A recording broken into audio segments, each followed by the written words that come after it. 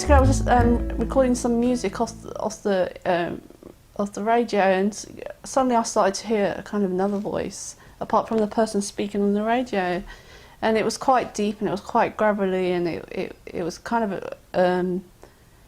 almost sounded a bit demonic. And first of all, it started just for a couple of seconds, and it went. And I thought maybe there was a bit of kind of interference on the radio, but then it was kind of directed at me. It was kind of, Dolly, I can see you. I'm watching you.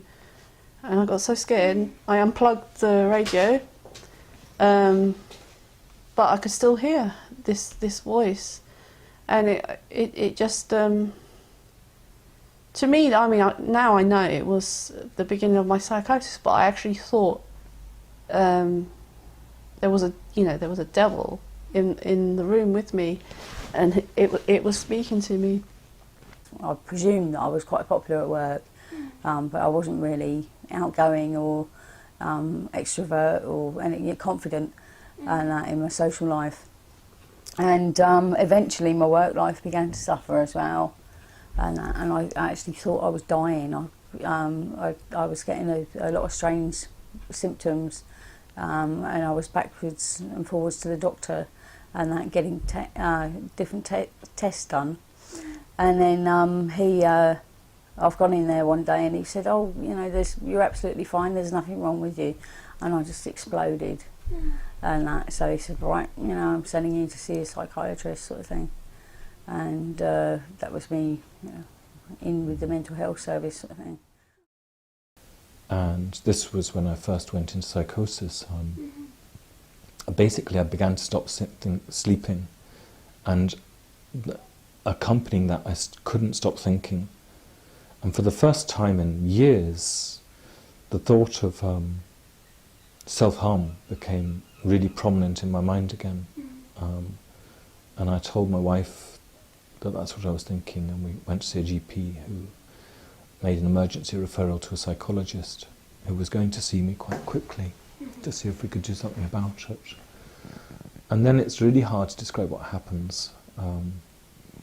I was just thinking and thinking and thinking and not relaxing, and then everything inverted, and half-formed thoughts became very real. I began to think that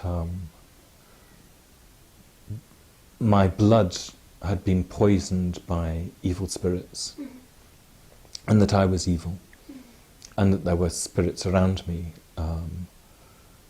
warping my thoughts and changing my thoughts, and that was very frightening, and I didn't know what to do with it.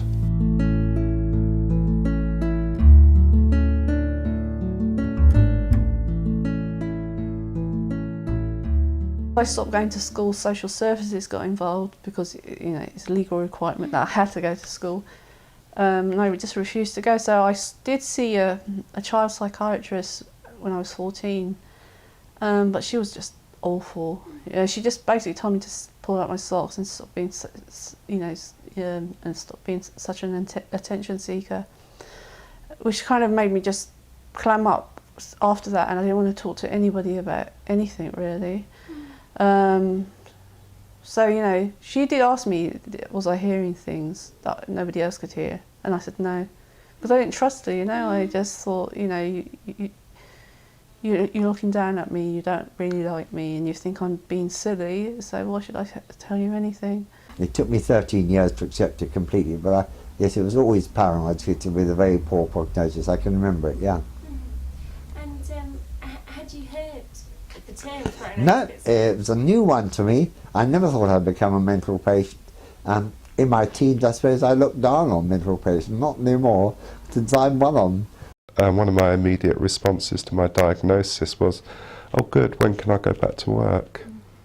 I thought they were going to sort me out, and it meant I could go back to work and get on with life. And I was just told that I had to accept it was likely I'd never work again in life, and I had to accept it was likely I'd never get over the schizophrenia, and that shocked me. You know, there was nothing positive given to me about the diagnosis. I think that there always will be schizophrenia. I think that studies show that about 1% of every population in every culture throughout the whole of mankind will suffer from schizophrenia. And that won't go away by abolishing the term schizophrenia. I think it might be helpful to abolish the name schizophrenia and to replace it with something like perception disorder, which I think is a term they've used in Holland. It would be helpful to abolish the term schizophrenia in the same way that manic depression has been abolished and mental subnormality has been abolished. I was very upset when I first was diagnosed.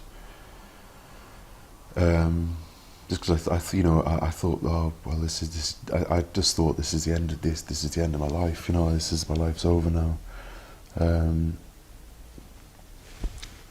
So I was very upset, and but also quite relieved, because I by that time I knew that something would be done about what was going on. Something would, they'd be able to get something done. They'd give me some tablets or something, or send me to hospital for a while, and hopefully I'd get a bit better.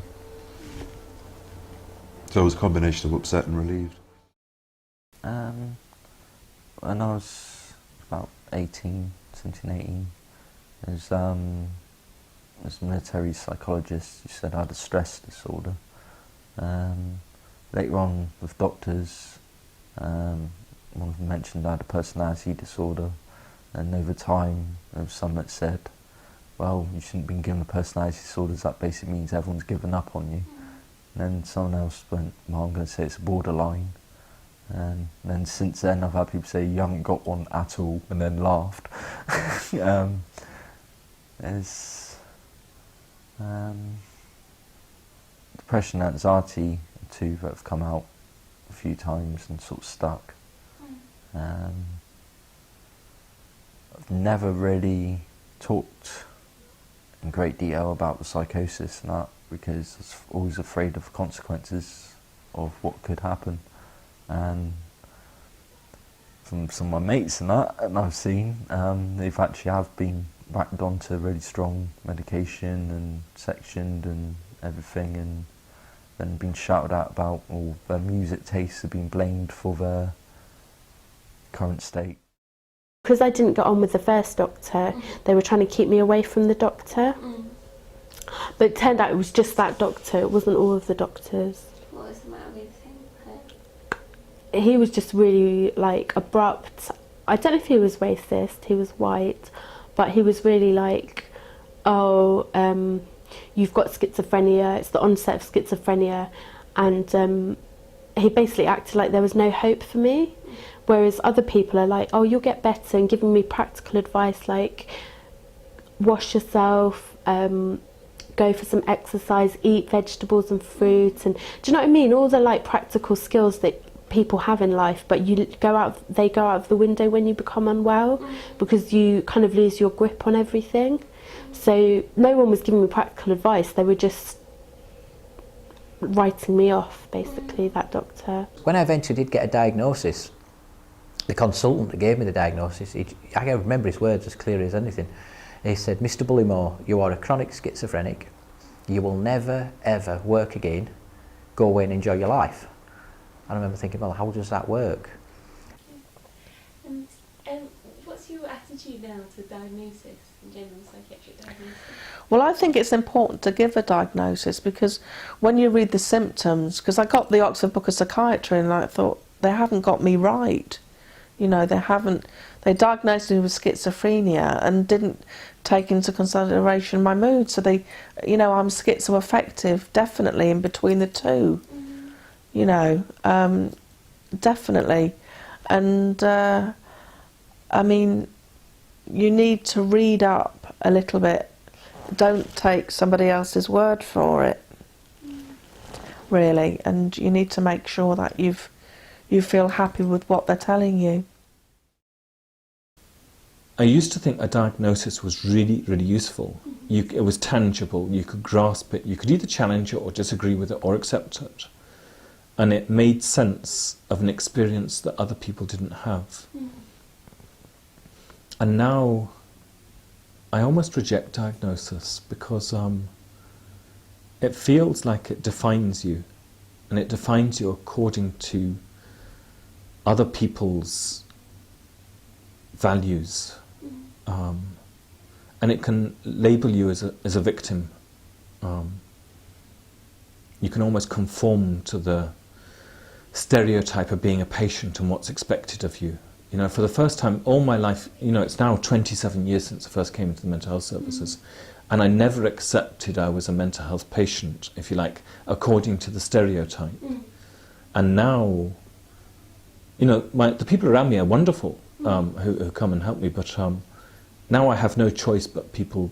If my nurse wants to come into my home, she's got the right to. I can't refuse it. And it's not that I'm different, I just feel like a patient. I feel diminished. And part of feeling diminished means that I want to reject what they're saying about me.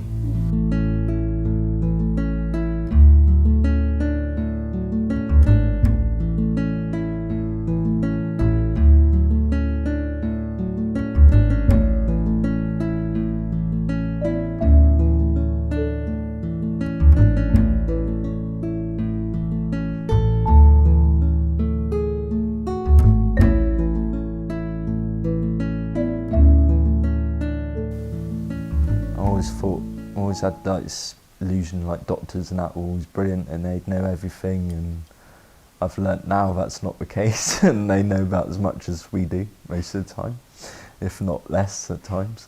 I've seen a lot of doctors over the years and 90% of them weren't ever particularly that helpful. There's only a couple I've ever met which have been good to talk to, and I've actually felt like they've listened or directed me in sort of the right direction. But I know that a lot of that's got to do with mental health and that, which is I've thankfully seen change a fair bit over the last few years, or over the last 10 years or so. And I know that more things are being recognised. We went to the GP the next day, and she, again, sometimes the help I got from professionals is superb. She was really, really good. She put me in a room on my own after I'd explained myself, and by then I was really quite inarticulate, and my body was making all sorts of jerky movements, and she phoned the hospital and said I had to go there straight away. And by then it was sunshiny, and every bright reflection was a spirit in my mind. So on the journey to hospital I was hiding in the well of the car from the spirits, and we got to the hospital and I was seen by a psychiatrist quite quickly. And in the room, he was interviewing me, and then the phone rang, and it was a person in huge distress. She was obviously suicidal. And I immediately assumed that I was beaming evil thoughts down the phone, and that I was causing her to be suicidal. So I ran from the room and hid in the courtyard. And a nurse came out, and she was really nice. She was very calm, and she just crouched near me and just encouraged me back in. And then I was admitted to hospital, and that was quite hard. Just because you're going into a large institution and you're very distressed and you're very confused, and basic things like where you're sleeping and how to eat and what all the other people are doing and where you're allowed to smoke and where you're not was just bewildering.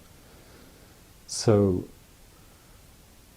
I just got very frightened, and I spent most of the first day hiding under my bed. Can you describe your admission services? I can. The first one was very, very frightening. The GP had come and he said, I think you should go in hospital. Now, I was ignorant to mental health, and I mean very, very ignorant. So I never thought of mental health services. I thought he was going to put me in a general ward. I thought nurses fussing around for a couple of weeks, that's not too bad, you know. So my dad said, well, I'll take him. And he took me to the local psychiatric unit, and it was a real eye-opening experience. It was absolutely filthy. There was people laid on the corridors, there was double mattresses on single beds. It was really, really frightening as well. And I was put in this like observation room, and this female doctor came to see me and asked me what had been happening. So I tried to explain, and the next comment really shook me, because she actually said, "I'm going to start by giving you a rectal examination," and I couldn't understand why. I thought it was an elaborate plot. They just want to abuse me again, and the fact it was a female saying it, and I've been abused by a female. So I tried to run away. I tried to run out the hospital, and at this point I hadn't been sectioned. And this nurse said, "You can leave, but if you leave, we'll section you," which I've later found out it's illegal because it's coercion. So I decided to stay, and my behaviour spiralled out of control, and I was sectioned under the Mental Health Act. Well, I remember the first time I was in hospital. It was horrible because it was a mixed ward, and you know, a couple of the guys were really aggressive and wanting kind of, you know, sexual favours. And you know, I did think at the time that these, you know, women are at their most vulnerable. You know, especially the ones that are depressed and can't even do anything, and having kind of guys being quite aggressive about their sexual advances. You know, how is that supposed to be therapeutic to the person? And it was the very first time, the first hour of my being in the hospital, I didn't see anybody. Nobody said hello, because they, you know, brought me into the ward, and then there's a kind of the nurses station, and none of them went, "Hello, Dolly. You know, how are you?" They just, you know, didn't even. Can't say they even ignored me. They just didn't acknowledge me, and then kind of like one healthcare assistant said, "I was just sitting in the living room, not the living room, the TV room. Somebody will see you soon." And I just sat there for like 3 hours before a doctor came to assess me. So I was really scared. I had, you know, nowhere to put my things, and you know, bearing in mind I hadn't been in hospital before, I didn't know what to expect. I just felt dumped there, and but, you know, very kind of alone, and still, you know, hearing and seeing things. And so you got admitted into the hospital. What was that like? Well, when I was first admitted, I came in voluntary, and obviously I tried to walk off the ward and they gave me a 3-day section. They were going to assess me section, but I knew I'd arrived. I knew I was in the right place. Like, you know, I was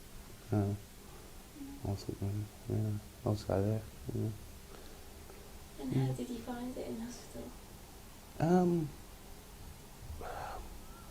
It was alright, yeah. I felt safe. I was in the right place. Like, it was a bit frightening, like, and all the strange behaviour going on and that.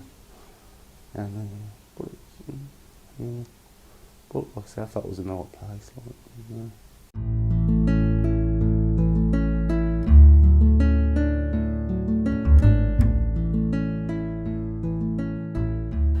I hated depot injections, really hated that. I think that the 6 months I was on haloperidol depot was the worst 6 months of my life by a long time. What was happening? Oh gosh, terrible medication for me. If I was up walking around, I wanted to be lying down. If I was lying down, I wanted to be up walking around. So I couldn't actually get my body comfortable ever. Oh gosh, it was so awful. And I just wasn't interested in anything. Ooh.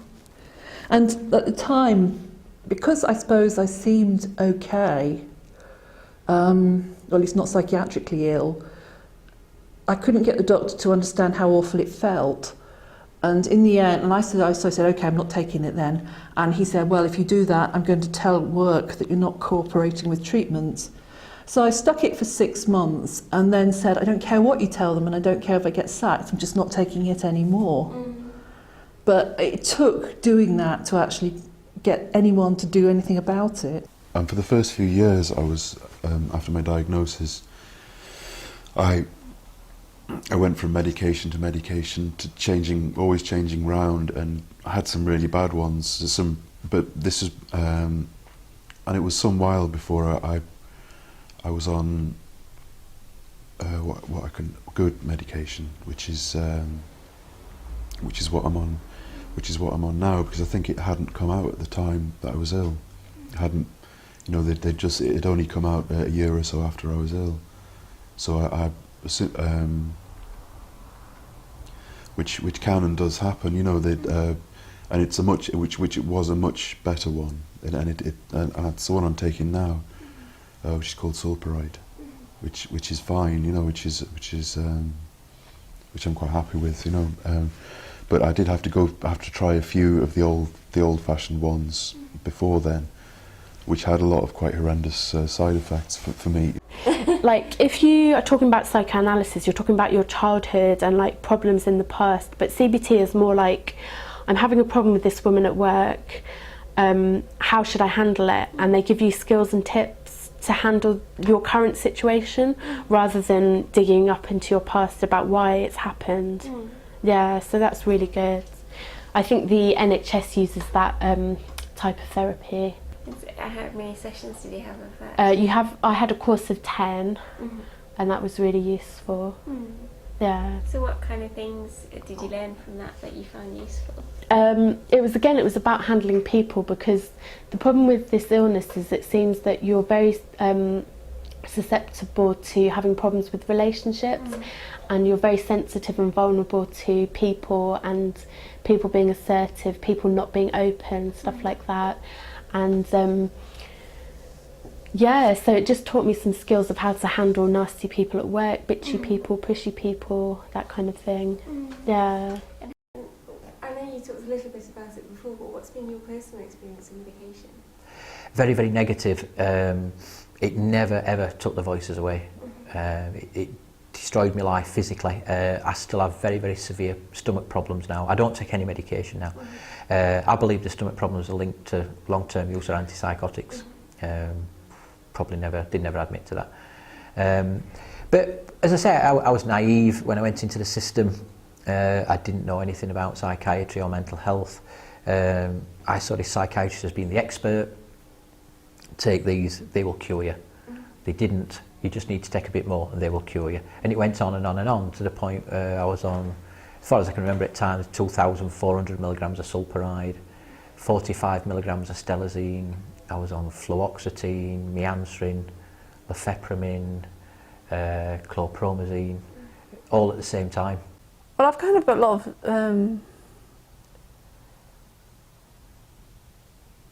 I mean, I can't think of one part of my body that hasn't really been affected by a side effect. For example, blurred vision. I love reading and writing. If I can't do that, why? Just having, I remember there was one medication that used to make me drool. That's why I think it's really interesting. People think they associate certain physical characteristics like the shuffling and the drooling as signs of madness, and isn't it? It's signs of medication. And I just remember just drooling all the time. And, he said, "Oh, it's just a little thing." The doctor was saying, "You just ignore it." So how could I ignore it? Every time I speak to people, they're looking at my dribble.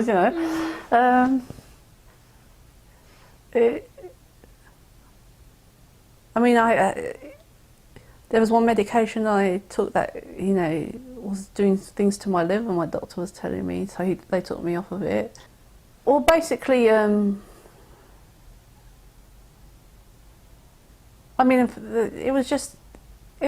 was awful. You just felt like you had no contact with your emotions, you had no contact with your thinking.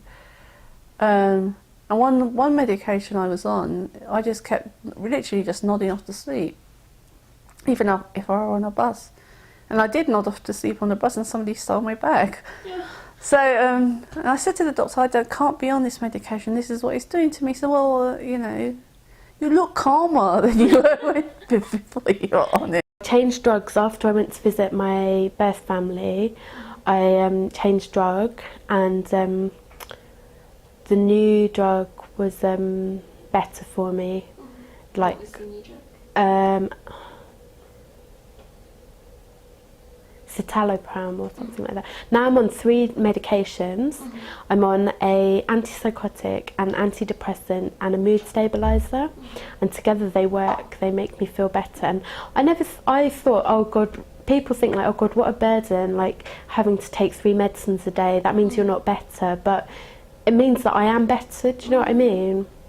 Yeah. And I know in particular the injections, you tend to lose your dignity. I mean, you do to an extent in a psychiatric ward anyway, although it's not going to be as bad as prison. But yeah, the injections, sometimes you do tend to feel that you're not in control at all. But yeah, I mean, now I have no problems about taking my medication at all. But at some points in the past, I've been very suspicious of it, and you know, sort of, so I've not taken as much as I should, or you know, completely ignored something.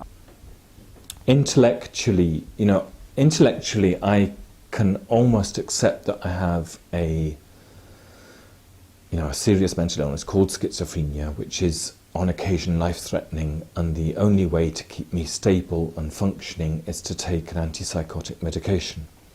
That's the bit that happens in words in my mind and says, yes, I agree with that. And if it was like that, I would just take my pills and all would be fine. But my heart, my inner being, doesn't acknowledge that. It doesn't say I have schizophrenia, it says I'm a person. I don't feel ill. Nothing about me feels ill. I have experiences which are pretty horrific, but they're a part of who I am. And, I'm not the only person who believes in evil and devils. And yet, I hate taking medication. It feels like an affront. And that's why I ended up in hospital last time, because I stopped taking medication. So when I went to when the tribunal happened, in a way, I didn't mind that they sectioned me again, because I know if I don't take my medication, it's likely that I'll end up in a place where I might die. But I can't bring myself to do it voluntarily. It's like taking poison willingly. So in this way, it's been okay, because it's taken out my hands. Okay, they make the decision. I don't have to pay any responsibility to it. And someone tells me I have to do it, so I can say I'm doing it against my will, but do it. And sort of, in the back of my mind, a part of me says, well, that's probably quite good, because it means I'm alive. But I hope it doesn't carry on indefinitely. I would like to get to a point where I don't have to take medication, but I think the professionals around me have got no intention of letting me do that. So I don't think about it very much. You're socialised into being a patient. The system creates more than just a diagnosis. It creates this patient that's a patient whether they're in hospital or out of hospital. Like most people, when they go to outpatients, don't consider themselves patients. They're going to normally get discharged. It's a follow-up after an operation, they're going to get discharged. Then think to yourself, you don't think, I am a heart patient. Whereas in psychiatry, people do think of themselves as, I am ill. And it's almost like they hold that illness. And they need that illness, because that reflects for them then who they think they are. For me, it's about moving beyond that. I'm thinking, this is not who I am, this is who I am. I am all these different parts, and the four faces of man, or man, or whatever, however you want to describe it.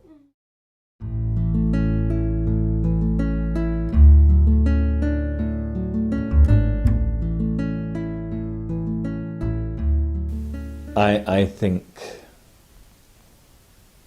recovery is a very unfortunate word. I wish they'd chosen a different word, because it causes such offence to people who don't believe that they will ever, if you like, get better again, and there's this misinterpretation about what recovery means. I think what is inspiring is saying that we all have our own journey to make and our own interpretation to make about what illness is. I think that's really, really good. That's liberating and allows us, especially with unconventional thoughts, to feel secure in our thoughts and have them seen as valid. And to look at our strengths and what we can bring to the world, instead of looking always at the failure and the impairment is really good. Where I think it goes wrong is that it sometimes substitutes itself for being the voice for all users, which I think is wrong. I don't think it is. And sometimes I think it becomes almost a religion. If you don't believe in recovery, then you're just misguided. You can't have a valid disagreement with recovery. Everyone in mental health has to believe in recovery. But in many ways, it's a very diffuse subject. When you start talking about the recovery model of the design of a building, you're being really stupid, because it just means what improves mental health. And just saying recovery model is just rubbish. And there are too many people who have a value base around recovery that says the only way to recovery is certain models, like getting into employment, or believing in this, or being free of medication, or whatever, which is a judgmental, patronising way of saying people should speak. People have hardened themselves. What I think is wonderful about people with mental health problems speaking out is that we have a vast range of opinions. And all of them are valid, from those people who believe medication and ECT is a life-saving, vital treatment, to those people who believe sectioning is the greatest infringement of human rights. And there's a vitality and a breadth of wonderfulness in everyone expressing those things, which is great. And sometimes people who are caught in recovery think that there's one way of thinking. And if you don't think that way, then you're misguided, you haven't educated yourself enough. And if you just listen to the disciples of recovery, you would have a guided, sensible view. And that, I find, is really offensive. What I think is wonderful is giving that belief into people having a sense of their own journey, and a sense of their own strength, and a sense of their own worth. That's where it should settle, rather than thinking it's concerned with everything else. And I think, when services start talking about recovery focus, that's fine, but often it's just a bit of gloss. And everyone says recovery. They say recovery without even thinking what it means sometimes. And I find that quite offensive, because it's just taken over. It's become, I hate the word political correctness because it's such a stupid thing, but it's become a dogma. And that's really, really annoying, because it's a wonderful, wonderful, liberating concept, which is in danger of distorting voices and not allowing voices to be heard, just in case they don't agree with the concept. There's no such thing. There's no such thing. People, doctors, GPs, nurses, whatever, will try and say, like, you can recover from this. My psychiatrist, and this is why I respect him so much, is I said, you're not going to recover. You can have this for your life, but what I can do is help you manage it better. So recovery for some people just doesn't happen. It doesn't. So I just kept working, but periodically I'd go into hospital and I'd have about 6 months off work. So it was very stressful. Keep becoming unwell, get better, keep becoming unwell, get better. So it was really, really hard work, and I now feel lot more relaxed, and people say that I am a lot more relaxed. But one of the reasons is that, not that I was non-compliant, but sometimes you'd start to get high and you'd feel better. And maybe you weren't as organised with your medication and things like that, where now they bring it to my house. And they bring it to my house every 3 weeks in blister packs. And the other thing is that I'm monitored, because she comes to my house, my CPN, every 3 weeks. That means that, whereas before with other times in it was very busy, you had to go to them. If you became slightly unwell, you would end up missing appointments because you felt unwell, so you didn't go. If I feel unwell at home, there's a knock on the door, and I just open the door, and there she is, and just, how are you? So, oh, not very well. And it's a completely different setup. And that's only from being in where the services are very good. So it really is a postcard lottery as to where you live, as to what standard of care you get, which is quite amazingly different, to be honest. And when I was unwell up here, they got the crisis team, and they used to come out to me, including weekends, and they came out to me every day for at least a couple of weeks until I felt better to do without them. Recovery, it's so precious. It's such a precious thing. Recovery to me means that I don't have overwhelming symptoms, that I'm able to function. Recovery to me means that I'm in the community and not in the hospital. You know, when I'm in hospital, I'm desperately unwell, and anything that's better than that is recovery as far as I'm concerned. I don't have what some people would regard as a full life. I have a happy life, even though I haven't got two beans to rub together, but you know, that's the way it goes. And that's it. I mean, I can't work, but it does not mean that I don't have a fulfilled or useful life. It's taken me a long time to accept and come to terms with that.